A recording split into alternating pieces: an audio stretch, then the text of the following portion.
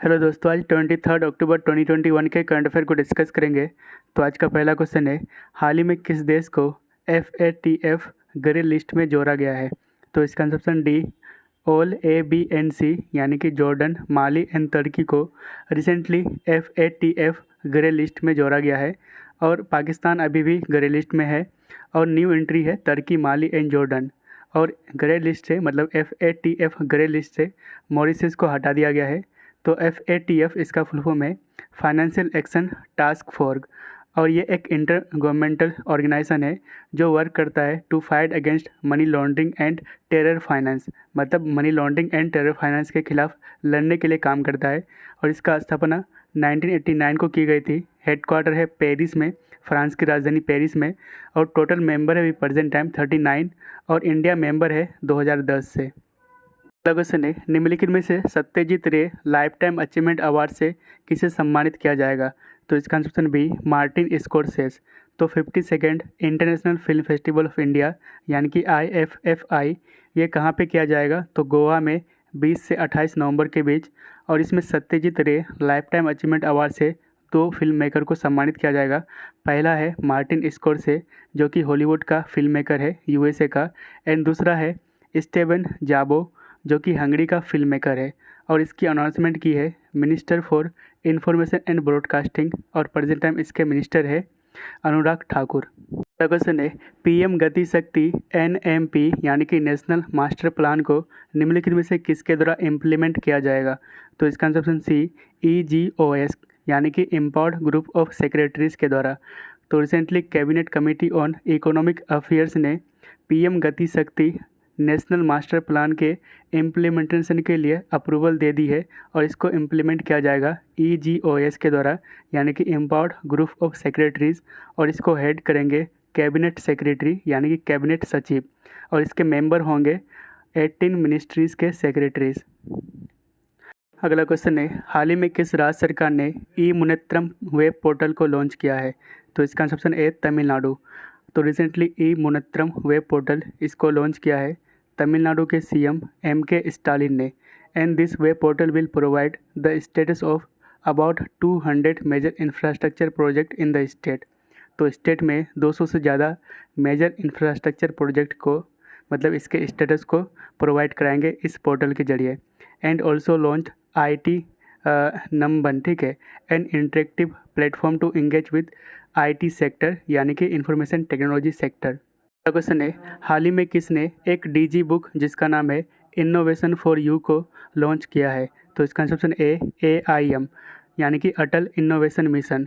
तो एक DG book जिसका नाम है इनोवेशन फॉर यू इसको लॉन्च करा है नीति आयोग के AIM यानी कि अटल इनोवेशन मिशन ने।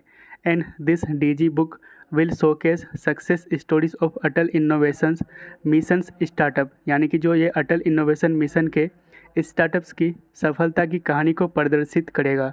तो नीति आयोग के अटल इनोवेशन मिशन यानी कि AIM ये फ्लैगशिप इनिशिएटिव है गवर्नमेंट ऑफ इंडिया का और इसको सेटअप किया गया था 2016 में। और ये प्रमोट करता है इनोवेशन एंड एंटरप्रेन्योरशिप को, ठीक है। वहीं पे नीति आयोग इसका फुल फॉर्म है national institution for transforming India.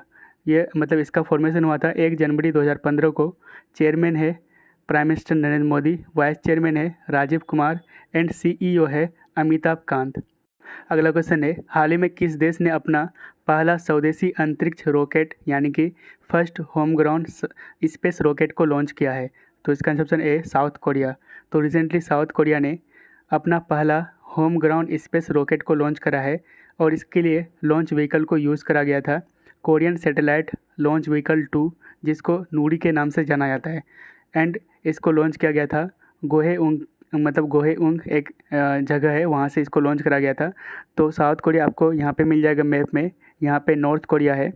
South Korea की कैपिटल है सियोल एंड करेंसी है वॉन। अगला क्वेश्चन है, मुख्यमंत्री राशन आपके द्वार योजना को कौन सा राज्य सरकार लागू करेगी? तो इसका answer option D, Madhya Pradesh. तो रिसेंटली मुख्यमंत्री राशन आपके द्वार योजना इसको इम्प्लीमेंट करा जाएगा मध्य प्रदेश गवर्नमेंट के द्वारा। And under this scheme ration will be transported by vehicle in those villages where there are no fair price shop.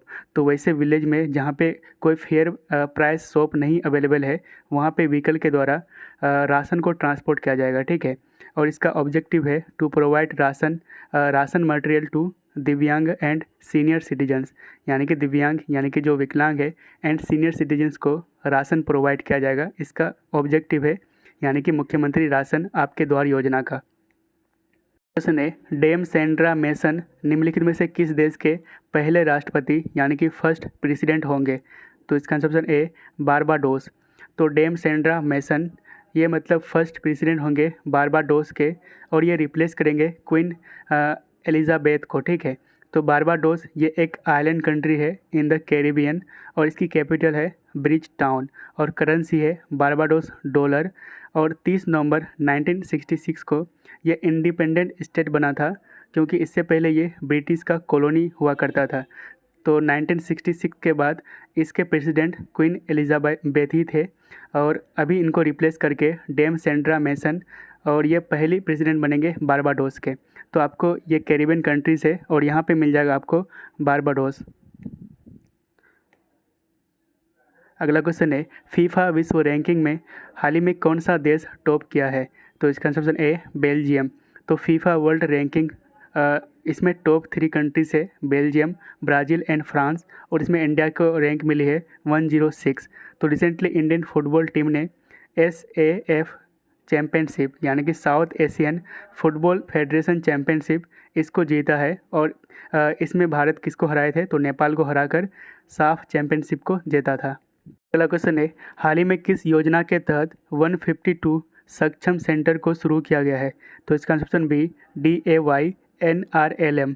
तो 152 सक्षम सेंटर्स इसको लॉन्च करा गया है recently under the Deendayal Antyodaya योजना यानी कि DAY, national rural livelihood mission यानी कि DAYNRLM। तो इसको लॉन्च किया गया एज अ पार्ट ऑफ आज़ादी का अमृत महोत्सव, एंड इसका ऑब्जेक्टिव है यानी कि ये सारे सेंटर्स का ऑब्जेक्टिव होगा to provide financial literacy to self help group members and rural poor, यानी कि जो भी ग्रामीण क्षेत्र में गरीब लोग हैं या फिर सेल्फ हेल्प ग्रुप का मेंबर्स है उसको फाइनेंशियल लिटरेसी प्रोवाइड किया जाएगा। इसका ये ऑब्जेक्टिव है, ठीक है।